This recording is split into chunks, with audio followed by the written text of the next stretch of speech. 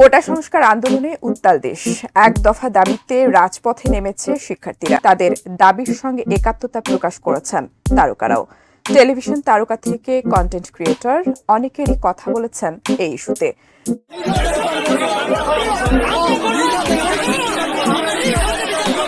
শুধুমাত্র ছাত্রদের সাথে একত্রতা পোষণ করার জন্য ছাত্রদের সাথে এক হয়ে রাস্তায় নেমেছিলেন সাকিব খান। এটাই তার ছিল অপরাধ, তারই জন্য তাকে গ্রেপ্তার করা হলো। ভিউয়ার্স, এটি কতটা যুক্তিসম্পন্ন হলো তা আপনারাই বলুন। ছিল একটা যে কোটা সংস্কার করা, সেই কোটা সংস্কার এখন চলে গেছে, এখন আর ওই দাবি নাই আমাদের। যে 9 দফার দাবি কখনোই সরকার মানবে না, তার পক্ষে মানা সম্ভব না। তার চেয়ে ভালো সরকার পদত্যাগ করুক, তাহলেই সঠিক বিচার হবে।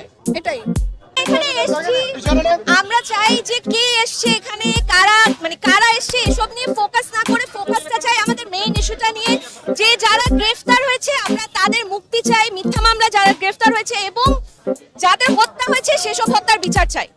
আমরা এখন পর্যন্ত কোনো কিছু ফেস করিনি এবং ইনশাআল্লাহ এসব কিছু ফেস করব না। Thank you.